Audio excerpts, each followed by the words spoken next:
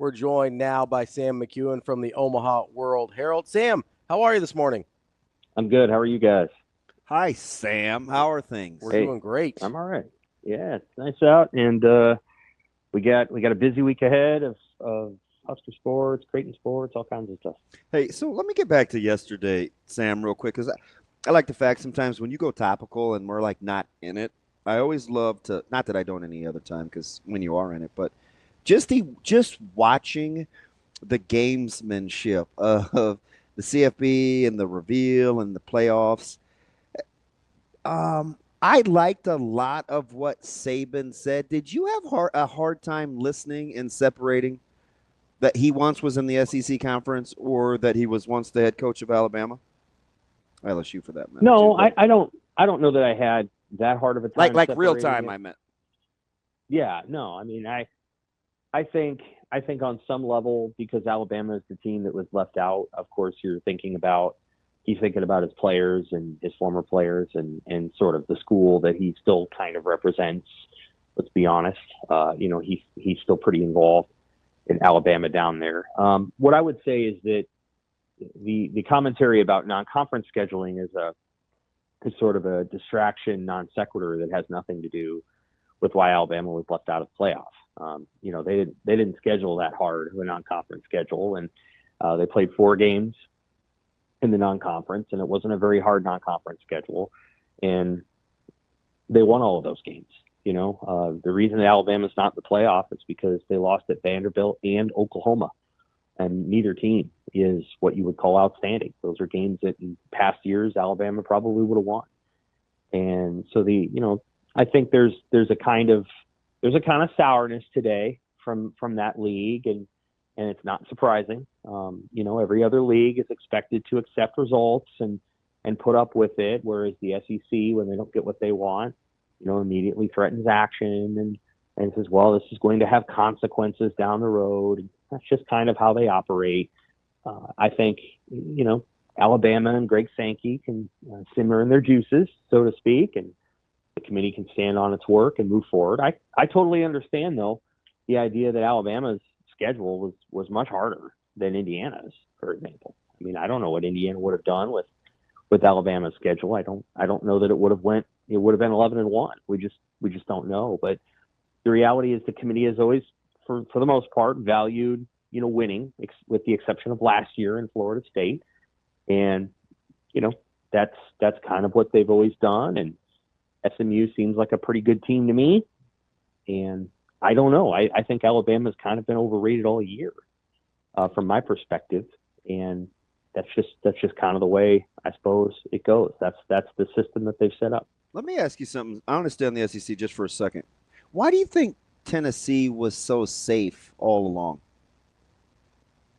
Well, I think because they beat Alabama. that probably helped them along quite a bit. I think they routed their one tough non-conference opponent in NC State. I mean, they left no doubt, and so that game probably helped them in terms of their analytics. I think they rely to some degree on analytics within the committee, and I think there's a feeling that Tennessee's done a lot of good things. If they had lost to Vanderbilt, I don't think they would have been in, but Tennessee was able to beat a team that Alabama was not. And so, I think that was probably a deciding factor. But yeah, I think their overall resume was strong enough, and they had some what you would call margin wins, and they won some games by a lot of points, and I think that helped them out. Okay, real quick, Sam. I know Ravi's chomping at the bit, so I apologize. Chattanooga, NC State, Kent State, Oklahoma, Florida, Bama, Kentucky, Mississippi State, UTEP, Vandy. Who was Tennessee's best? So relative to – because they were almost never out of the discussion. Like, they didn't have to do very much. They kind of just got to sit idle. Mm-hmm. Right. And they were, like, in, and I was like, well, why? So of those – that schedule is pretty comparable to Indiana. I just want people to hear it out loud. Again, Chattanooga, NC State, Kent State, Oklahoma, Florida, Bama, Kentucky, Mississippi State, UTEP, Vandy. Who's their best win? Alabama. Okay. Yeah, that's the one. I mean, that's the victory that they had, and because everybody Indiana's talks about bad losses. Like, I mean, they lost to Arkansas early. They did. Yeah, they did. Their Indiana's best win is Michigan, and that's a real shrug. That's about as good as beating Florida. So, yeah, I think that's the one game. You know, and in Indiana again, they're 11-1, and they had large margins of victory too. I'm sure beating Nebraska 56-7 helped Indiana immensely. I'm sure that helped them because that margin of victory was decisive and impressive. And the one that was no others on Nebraska's schedule. Correct. Yep. So Nebraska was, a pretty good analytical win. And, Indiana gets to play Notre Dame. I think that could be a good football game. I think Notre Dame does a lot of good things. I like Notre Dame a lot. What's that? I like Notre Dame a lot. I think they're pretty good. Yeah, they've been good all year. They've been solid. Now, they went out and they played. I think the question about Notre Dame is whether they face very many good offenses. And when they go out to USC and they give up 35, but they got 2 pick sixes, right? So that helped them out. We'll see if Notre Dame is able to, deal with, say, a Georgia in the second round. We're just going to have to find out what they're able to do. They have to beat Indiana too, and Indiana's not going to just roll over. And ironically, Indiana will have fans in Notre Dame Stadium. Yeah. They're going to rally. Yeah. You listened to Signetti yesterday? Wow. Yeah. They're going to have a lot of fans there. I mean, Notre Dame fans, they're fine, but they'll give their money. I mean, they'll sell their tickets. It's not, their fan base is national. And so a lot of times people have to come in the middle of December to go to a football game. And oftentimes that's not going to happen. Indiana's probably going to have 15,000 fans in the stadium. So it'll be a little bit different environment than if Notre Dame was playing, I don't know, SMU. SMU is not going to have any fans at Penn State. They'll have about 10, and they'll be tucked in a corner. And, I don't know what the playoff allots them, probably 5,000, but I'd be surprised if SMU sold it. But Indiana will bring a contingency. So that could end up being the most interesting of the 4 games. Mm-hmm. I know that the Ohio State-Tennessee game is being billed as the big one because it's Big Ten versus SEC. But I think the Notre Dame-Indiana game could end up being the most interesting of the 4. 2 things here, Sam. One, I think you're right about Indiana's fans because they have to try and distract themselves from the fact that Mike Woodson's still their basketball coach for as long as possible. Second, right. Can I just say, and I know this is going to be a hot take, I think the SEC is a Ponzi scheme. I think the whole thing outside of Georgia and Texas, who I think are good at football, everything else is based on this idea of who was supposed to be good to start. And it's like, well, this team beat this team, and then this team lost to this team. And it's just this one giant circle of money in and money out with these other 14 teams in the league that are just playing ring around the rosy and pretending like they're all good at football. And I watch them, I go, there's 2 good football teams in that conference. It's Georgia and Texas. And everybody else is just being propped up by preseason rankings that aren't real. Like the rest of the conference is a Ponzi scheme. I'm convinced of it. Yeah, there's certainly years where it feels like that. And this is probably one of those years. The SEC went through an entire decade called the 1980s, with the exception of the 1980 Georgia team, where it was pretty much like that. There were a lot of teams that would kind of rise and fall, but none of them really measured up to, being national title contenders. And it was a great decade for SEC football. You can go back and look at all the players that were in the SEC back then, but it never really rose to that level. And then when the SEC got that contract with CBS in the early 90s, it became sort of an exclusive brand, and it elevated itself.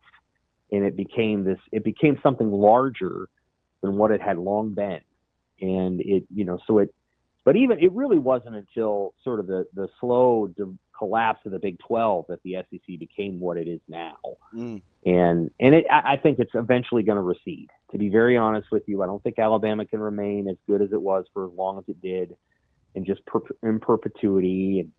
And so, there's going to be changes in that league. There's going to be evolutions, alterations, and the SEC is probably its golden years are probably over. And that happens sometimes. And I don't know if it's going to be the Big Ten that takes its place, but I'm guessing the SEC's years of just being totally dominant are almost past. Sam, I suppose at some point we got to get to Nebraska, but shoot, I want to stay topical here real quick. Of what you saw revealed yesterday, now full disclosure, you know this because I talk to you all the time. The number one reason I did not want expansion is I said you cannot do this without some sort of conference uniformity, right? And I'm like, right. just like I didn't think it was that hard to figure out, especially from a level of conference games. So the whole thing happens yesterday, and we get, the pushback and the debates. And were you surprised that it's centered around the age-old strength of schedule and being on the same page from a philosophical standpoint within the conferences? They had a chance to get this right, and they just didn't. So why do you think they can openly complain about it and be taken seriously? Well, the SEC complains because that's just kind of how they've always been. I mean, that's not always, but that's how they are now. I think that's the identity that league has taken on, that like, well, we're the best. And if someone doesn't agree, then we're just going to have to come up with sort of reasons, whether they're mendacious or not, to reaffirm that we're the best. And so I think some of that has happened, and I'm not sure why the SEC hasn't gone to 9 conference games. I think their thought process is they would do it if ESPN and ABC was willing to pay for it. But I don't think ESPN and ABC are willing to do that right now. And so I think that, as a result, we're where we're at. And it's an ongoing issue. So it's just weird how, like, Miami can hammer Florida in the opener, and Florida can later on be used as a benchmark for the second of 3 games in a row that are this grinding schedule. I'm like, right. You know what that's called? A Ponzi scheme. I'm like, you can't. I'm like, it doesn't work like that. Yeah. Again, it was an interesting couple of years for the league. I'm sure they're frustrated. They didn't win the national championship last year. The best team was left out, probably, of the 4-team playoff last year. And this year, I would say that their odds are not great of winning the national title. And that mostly is because Georgia's just not. Georgia's okay. They're not. We disagree on that. They're just an okay team. Relative to some of the teams they're top 3 in the country. Sure, but I mean that they're not head and shoulders above everyone else. No. And so, well, I don't think anybody is, though, Sam. To be honest. Right, but that when you even the playing field like that, like it doesn't. There's been many years where the best team in the SEC was much better than other teams, or the other team was Clemson, and Clemson is a glorified SEC team. Like the SEC sort of claims Clemson, even though Clemson's not in the SEC. It's like, well, Clemson would like to be in the SEC, but they're not. That kind of stupid thing. And so there's been years where it's felt like, well, this is the SEC and then SEC adjacent. And that's not the case. I think Oregon is probably about as good as Georgia. And remember, 3 years ago, when Georgia and Oregon played on a field, I think Georgia won, 41-0 or something. It was a joke game. And so now I think a lot of these teams are pretty even, and I think it probably rankles the SEC that they don't have the team that's head and shoulders the best, and they don't. And Georgia may win the national championship, but it's not going to be easy. It's going to be a lot of close football games if they do, and their offense is just so. And so I think that's part of it. I think that's part of the conversation. And if I were a betting person right now, I'd probably pick Oregon to win the national title, but you just never know. Which Ohio State team's going to show up. We don't know. Can Notre Dame really sustain this level of play through 4 rounds? We don't know. what the hottest team in the country is Arizona State. Now, I don't know if that means anything, but they have nothing to lose.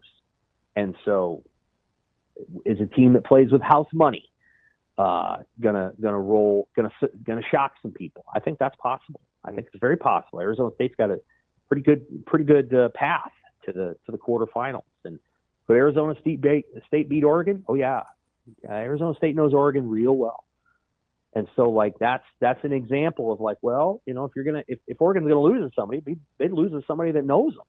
Well, Kenny Dillingham knows Oregon better than anybody, any coach in America. So when you think about how could a team like Arizona State make a move, that's how.